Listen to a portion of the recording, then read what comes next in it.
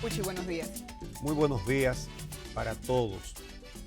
Aunque no es un buen día para los afiliados a la seguridad de salud, porque hoy hay más de 2,5 millones de afiliados que no tienen atenciones médicas. Y esto es insólito por el hecho de que el ministro de Trabajo, que a su vez y en esas funciones es presidente del Consejo de la Seguridad Social, anunció que había una solución.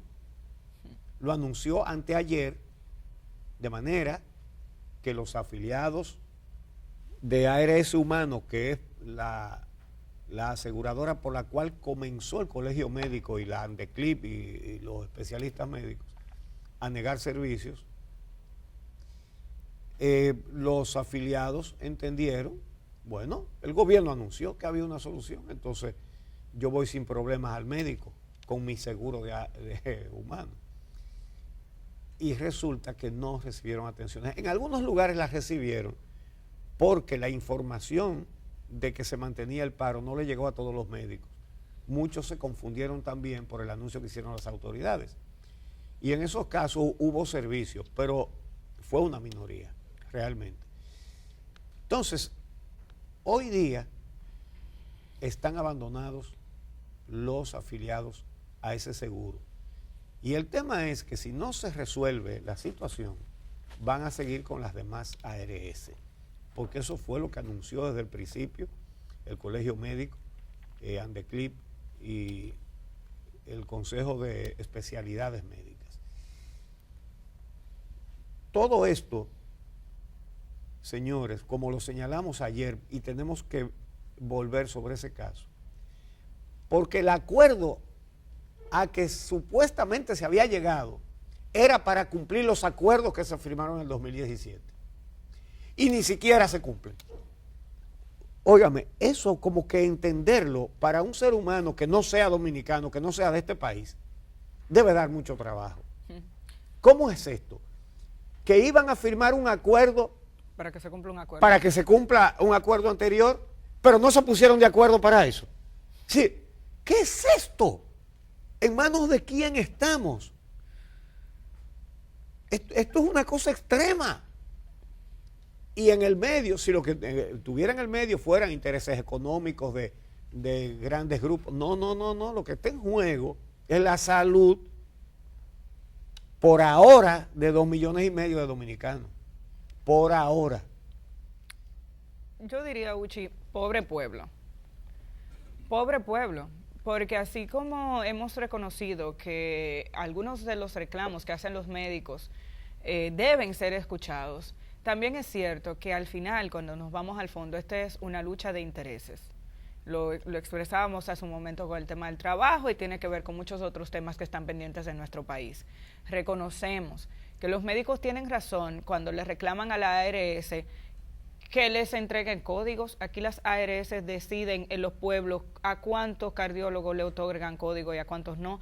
Así como le decimos a los médicos que entren a la seguridad social porque tienen el derecho de entrar o no, y se ha visto cómo han tenido que forzarse los acuerdos con los otorrinos y con otras clases de especialistas que no entraban a la seguridad social, cuando en realidad esta sombrilla protege ahora mismo casi al 80% de la población, eso hay que decirlo.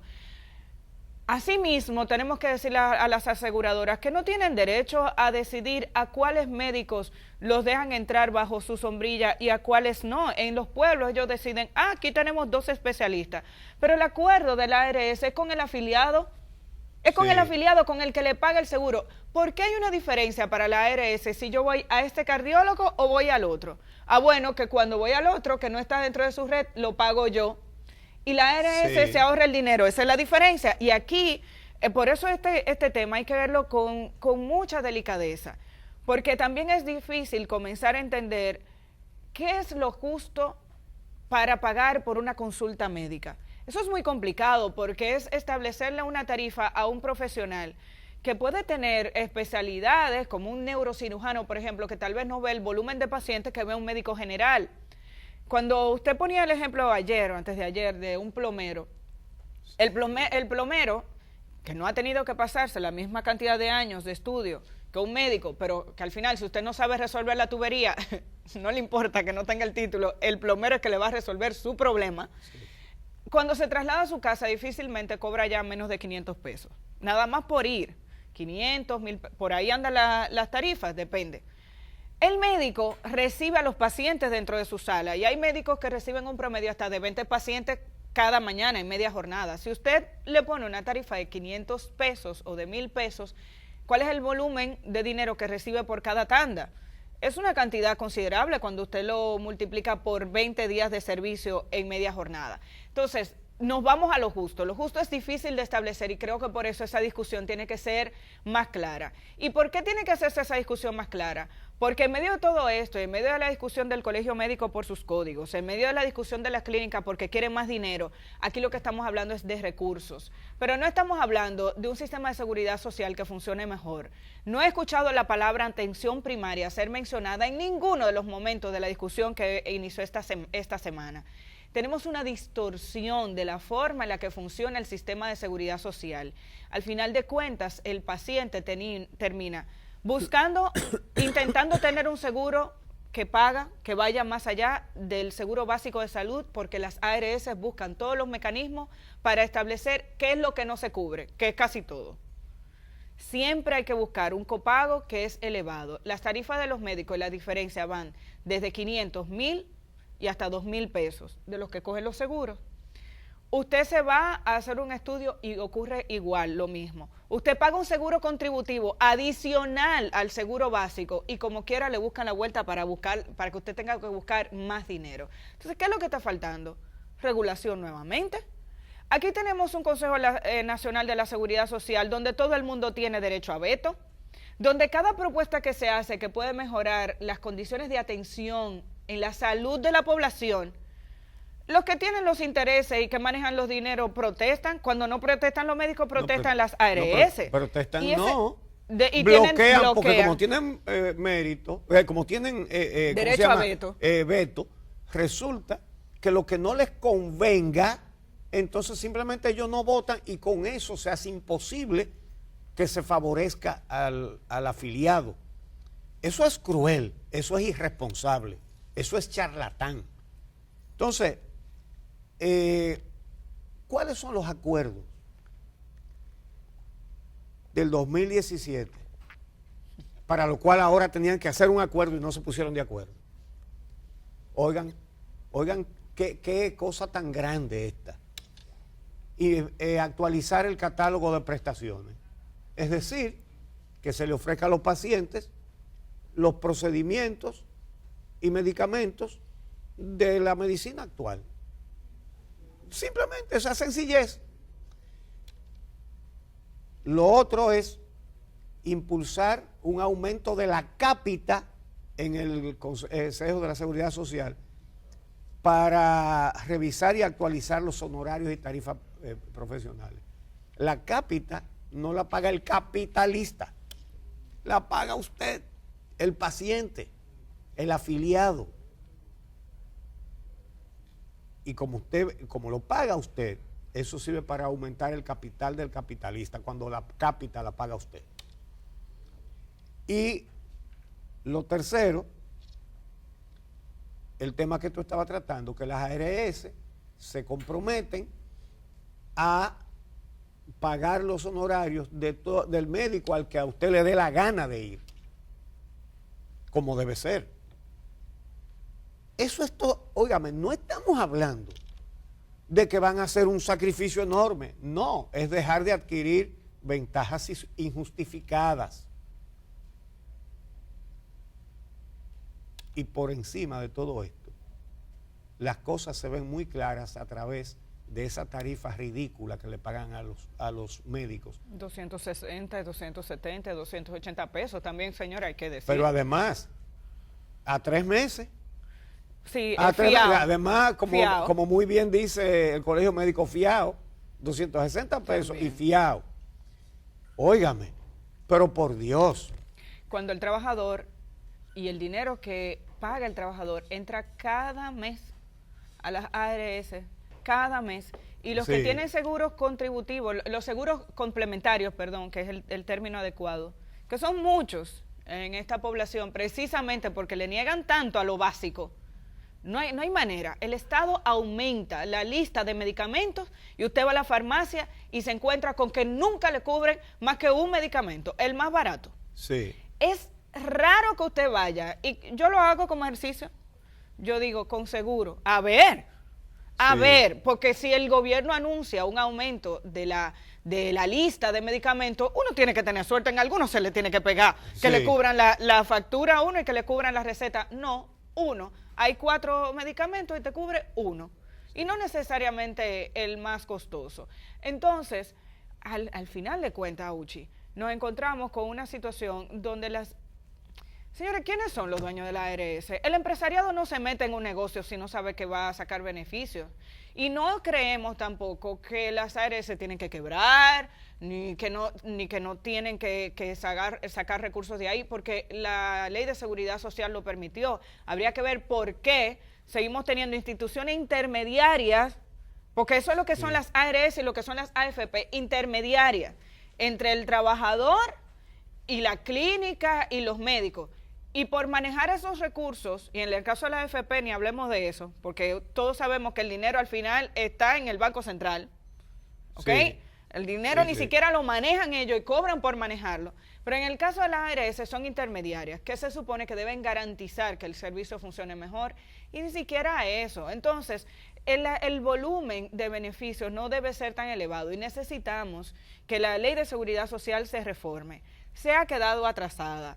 No es posible que sigamos teniendo una lista de lo que cubre. Debería haber una lista hacia negativa, es decir, ¿qué no te cubre la seguridad social? ¿Cuáles son los procedimientos que no entran dentro de la categoría a la que usted pertenece? Porque la ciencia va evolucionando todos los días. No puede ser, y lo ponemos como ejemplo constantemente, que te cubra más fácil una cirugía donde te abran el abdomen y no te cubran una cirugía laparoscópica, que sabemos que es más efectiva, que es menos invasiva, que tiene mayores garantías de recuperación rápida y que usted no tiene que pagar por un internamiento permanente o de largo plazo. Entonces, hay cosas que parecen incluso ridículas, que no se hayan discutido dentro de la ley de seguridad social. Y claro, ¿qué hace el paciente? Buscar dinero de sus bolsillos para intentar hacerse la laparoscópica, porque prefiere esa a que le cubra el seguro que le abran el abdomen. ¿Quién gana? El que pierde es el paciente. Porque a los médicos de la clínica se le va a pagar y a la ARS se va a liberar de hacer el pago. Entonces, ¿quién pierde? Pierde el paciente. Y en esta discusión de la ley de seguridad social, hay que hacerla, hay que reformarla, pero pensando sobre todo en los pacientes, sin dejar de ver los intereses de los demás miembros o áreas que están dentro de este sector, porque hay que respetar los derechos de los médicos, pero quisiéramos también escuchar a clase médica hablar de la entrada de la atención primaria, del primer nivel de atención, de que aquí la gente llega a los especialistas, que van a cobrar más, pero llegarán a los especialistas los que tengan que llegar, porque en el primer nivel de atención vamos a eliminar una parte importante de los problemas que son comunes, y esa gente se va a ir para su casa. Probablemente muchas clínicas no van a sobrevivir como sobreviven al día de hoy, porque aquí la gente va directamente al gastroenterólogo, al neurólogo, al que cree que le va a resolver su problema, cuando el sistema de seguridad social debió empezar a la inversa. Entonces, la discusión no es ARS humano. Tenemos un problema con las aseguradoras muy serio y el Estado no está jugando su rol, incluso le tuercen el brazo de manera permanente y en la negación de servicios terminan en los tribunales, con gente que ha muerto, gente que ha perdido la vida. Sí. Aquí se ha sancionado a ARS después de que alguien murió por negación de servicios y ese es uno que murió, y a los que le siguen negando los servicios, ¿qué? Entonces, el tema es más serio que ARS humano en este momento. Así es. Bueno, otro tema. En San Francisco de Macorís se produjo una sentencia que condenó al ciudadano Alexander Brito Iciano, porque el 10 de octubre del 2016 este ciudadano penetró a la vivienda de un haitiano y sin mediar palabras ni nada, y el haitiano no lo conocía a él, y posiblemente él tampoco conocía al haitiano, él le entró a machetazos en la cara a ese haitiano. Salió de esa vivienda y fue a una esquina donde frente a un colmado había varios haitianos y le entró a machetazos hiriendo a 3 de ellos, ¿verdad? Entonces, fue condenado ahora a 10 años de prisión por tentativa de asesinato a 4 haitianos. Lo que hizo ese hombre no nos implica al resto de los dominicanos. Por eso nosotros siempre hemos tenido ese tema. Un dominicano comete un crimen fuera del país y en ese país nadie tiene derecho a decir los dominicanos son atracadores, son asesinos, son traficantes de drogas, matan niños. No, eso lo hizo una persona no por ser dominicana, sino por ser asesina, o por ser atracador, o por ser traficante de droga, o por ser lo que sea, por ser un criminal, y no en función de su nacionalidad. Aquí hubo un caso que no se sancionó, porque a todo esto, los dominicanos que cometen crímenes fuera de aquí, que son una proporción mínima, porque la gran mayoría, el 99.9 y pico % de los dominicanos que están en el exterior están trabajando para, en solidaridad con los familiares que se quedan aquí, mandar sus remesas, que son la segunda fuente de entrada de divisas de la economía dominicana. Y ese crecimiento tiene mucho que ver los dominicanos que están fajados fuera de aquí. Por lo tanto, los crímenes son individuales. No se le pegan al resto. Lo que hizo este señor que acaba de ser condenado, este dominicano, que le entró a machetazos a 4 haitianos. ¿Por qué eran haitianos? Porque ni se conocían. Eso no nos involucra a nosotros, no lo involucra a usted. Usted no haría eso. Usted está muy lejos de hacer una cosa como esa. Ahora, ¿qué es lo que pasa? Aquí ya hubo un caso con el medio, en medio de la difusión de cuestiones de odio y todo eso. Y fue que en Santiago ahorcaron a un joven haitiano. Y eso se quedó así. Las autoridades no quisieron investigar. De hecho, fue lamentable. Dijeron que lo habían matado otros haitianos y que porque el tipo se había sacado un palé y que era para robárselo. Pero eso no estuvo sustentado en ninguna investigación, en ningún dato, ni fue fulano, fue mengano, y dónde fue que él se ganó eso y quién se lo pagó. Mentira. Simplemente no se quiso investigar. Alguna gente capaz de cometer cosas como esas, entonces queda con la sensación de que si lo hace, va a gozar de impunidad. Por eso, qué importante esta sentencia, porque es justa. Es una sentencia del primer tribunal colegiado de la provincia de Duarte. Porque es justa y es una advertencia a cualquier otro que conciba. Yo no sé cómo una mente de un ser humano puede concebir hacer una cosa así. Entonces, haitianos han cometido crímenes aquí, sí. ¿Y por qué tiene eso que involucrar al resto de los haitianos? ¿Por qué tiene que involucrar a los dominicanos? Una dominicana que mata a un niño en España, o una dominicana que mata a 2 niños en Nueva York, o unos pandilleros dominicanos en España que matan a otro. En fin, eso no tiene que involucrar a ninguno de nosotros. Los crímenes son individuales, porque lo decide el criminal. Que es criminal, no importa su nacionalidad. Entonces, pero este hecho que acaba de suceder aquí, tiene mucho que ver con cosas que están ocurriendo en el resto del mundo. Crímenes de odio. Por ejemplo, los 2 últimos. Uno en una sinagoga cerca de San Diego, ahora hace semana y pico, 2 semanas, donde un individuo de 19 años mató a una mujer de 60 años que estaba rezando en una sinagoga, hirió a 3 más, incluyendo al predicador. Y antes de ese, en Nueva Zelanda, un individuo que ametralló 2 mezquitas. ¿Y cuántos fueron los muertos? Déjame buscar el dato, ya yo ni me acuerdo, fueron muchísimos. Entonces, todo eso movido por el odio, un odio que se está divulgando a través de las redes sociales. En el caso de San Diego, John Ernest, de 19 años, entró a esa mezquita con un fusil de asalto AR-15 y ametralló. Apuntó al predicador y esa señora de 60 años murió porque se abalanzó para que la mataran a ella y no al predicador. Una cosa dramática. Al predicador, el atacante le desbarató todos los dedos de una mano a tiros, porque al interponerse la señora, bueno, pues desvió los disparos que iban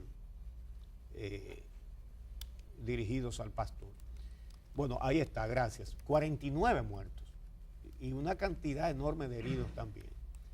Un individuo que además la matanza él mismo la transmitió en vivo por las redes sociales. Ahora, ¿por qué estas personas hacen eso? Este individuo de San Diego, Estados Unidos, las autoridades han encontrado la explicación en un discurso de odio obsesivo, le llaman ellos, de odio obsesivo en las redes sociales, que ha alimentado a otras matanzas como esa de Nueva Zelanda. Dice el rabino, en cuanto me vio empezó a disparar, me destrozó los dedos. A esos, este individuo fue a matarlos por judíos, porque eran judíos. A otros es porque son negros, o porque son mahometados, o porque son lo que sea.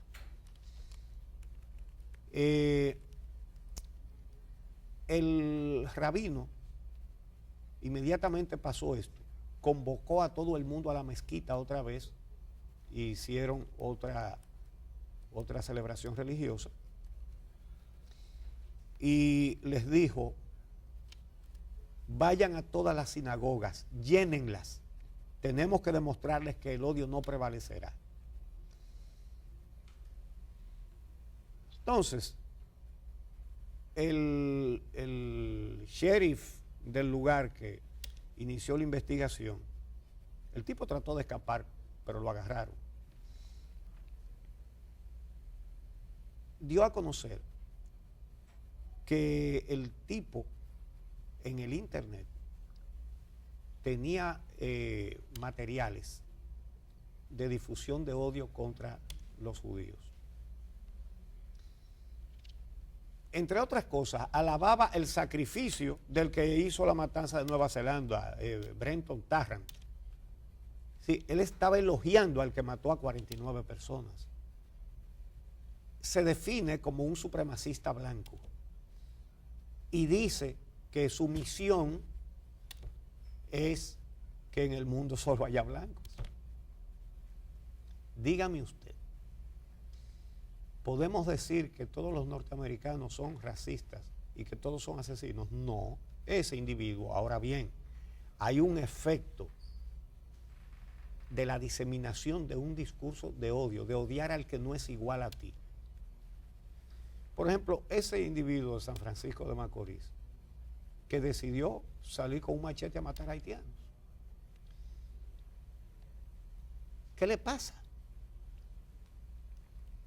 Aquí se están difundiendo por redes sociales mensajes que nos quieren convencer de que los haitianos tienen una conspiración para apoderarse de nuestro país. Y bueno, cuando los haitianos están aquí en un número extremadamente excesivo, ¿verdad? Porque andan buscando cómo ganarse la vida, como los dominicanos arriesgan su vida en el Canal de la Mona para ir a buscar mejores oportunidades en Puerto Rico o en cualquier otro país. Y nosotros no tenemos ningún plan de apoderarnos de Puerto Rico, ni de Barcelona, ni de Nueva York, ni de Miami, ni de Massachusetts, ¿verdad? Simplemente la gente va a ganarse la vida, a buscar oportunidades que no tiene en su país. Nosotros somos un país pobre y tenemos como vecino a un país mucho más pobre que nosotros. Y seremos vecinos para toda la vida, porque ellos no se van a mudar ni nosotros tampoco. Tenemos una excesiva inmigración que hay que resolver, pero generada principalmente por los empleadores que gustan de esa mano de obra, sobre todo si es indocumentada, porque así son vulnerables, porque así no se atreven a exigir sus derechos laborales. Y ese es el motor de esa inmigración masiva, que, sí señor, estamos de acuerdo, ya casi no podemos con la cantidad de inmigrantes haitianos, la mayoría indocumentados. Hay que decir que últimamente, porque eso se ha permitido por eso mismo, porque es muy cómodo para muchos empleadores, pero hay que admitir que últimamente se han estado haciendo más esfuerzos y que se está repatriando a una cantidad de indocumentados. Y que me parece que por primera vez se está haciendo respetando los derechos humanos de esas personas. Porque sí, más que antes, mucho más que antes. Yeah. Es decir, se ha repatriado cantidades importantes últimamente y no hemos visto las denuncias que se veían, ¿no? Yeah. Todo Estado tiene derecho a regular la inmigración, pero tiene que respetar los derechos humanos de esos inmigrantes indocumentados. Entonces, sobre estos discursos de odio, hemos visto muchas cosas y están ahí en las redes sociales, nada más hay que abrirlas. Por ejemplo, hubo una en la que se difundió un video donde se veía a unas personas de piel negra embotellando agua de una llave en las condiciones de insalubridad, de antihigiene extremas, y se decía que eso eran haitianos aquí embotellando esa agua para venderla y para que los dominicanos nos muriéramos. Eso lo dice, creo que ese mensaje está ahí todavía. Recordemos, el Ministerio de Salud Pública hizo una investigación y determinó que el video era de Kenia, de África. Y se oía lo que estaban hablando, pero es un idioma que no entendemos. Y como la mayoría de los dominicanos no sabemos creol, pues mucha gente creyó en ese fraude. Entonces nosotros tenemos que ejercer nuestro derecho de regular la inmigración. Es un derecho irrenunciable. A lo que no tenemos derecho es a difundir ese discurso de odio, porque no tiene base. No tiene base. A lo que no tenemos derecho tampoco es a quitar la nacionalidad de alguien que nació aquí, cuando la Constitución, mírenlo ahí, cuando la Constitución, ¿verdad?, reconocía la nacionalidad a todo el que nacía aquí. Finalmente, sobre este tema, ¿cómo es posible que nosotros digamos que no queremos suscribir un acuerdo de las Naciones Unidas para mejorar la situación de los inmigrantes en todo el mundo, cuando nosotros tenemos mucho más emigrantes que inmigrantes? Y cuando nuestra economía depende en gran medida de esas remesas que envían los dominicanos que están trabajando en el exterior, lo cual indica la nobleza del pueblo dominicano. Los que se van no olvidan a los que se quedan y sustentan en gran parte nuestra economía. Es decir, un país que tiene más emigrantes que inmigrantes, ¿cómo se justifica que se esté diciendo no? Porque nadie ha dicho que es que hay que acoger a los indocumentados ni nada de eso. Es mejorar las condiciones del que tiene que emigrar. En el mundo entero se emigra desde que el mundo es mundo. desde que las personas no han encontrado las condiciones óptimas para vivir en un sitio, se van al otro. Y ni los océanos detienen a la gente para que hablemos de que dio un muro. Los océanos no detienen la inmigración. Entonces, en esto una advertencia, porque esto sí que nos atañe a todos. Decir que tenemos derecho a no aplicar derechos humanos en el país porque eso dizque lesiona nuestra soberanía. Todos los países que han firmado la Carta de los Derechos Humanos, y cada vez que un país suscribe un acuerdo internacional, está renunciando en parte a su soberanía. Y es necesario, porque eso es lo que garantiza que un dictador no rompa a apresar, a torturar, a perseguir, a matar, a desaparecer. Por eso todos los dictadores son nacionalistas, ultranacionalistas. El nacionalismo es un principio válido y noble, es una identificación con tus coterráneos. Ahora, nacionalsocialismo. Los dictadores son ultranacionalistas. ¿Por qué? Porque que nadie se meta con lo que yo estoy haciendo aquí adentro con el pueblo mío. Qué peligroso es pronunciarse de acuerdo con que no se observen los derechos humanos y los acuerdos internacionales. Qué peligroso para nosotros mismos. Ojalá que no nos dejemos confundir con ese tipo de cosas. Tenemos que hacer la pausa, Buchi. Cuando regresemos tendremos el placer de recibir en nuestro espacio estelar del día al periodista español-francés Ignacio Ramonet. Con él vamos a conversar sobre la actualidad mundial. Estamos dando seguimiento a los temas de Venezuela, pero también tenemos que hablar de la geopolítica, así que vamos a aprovechar su experiencia para poder conversar con él a profundidad sobre estos temas.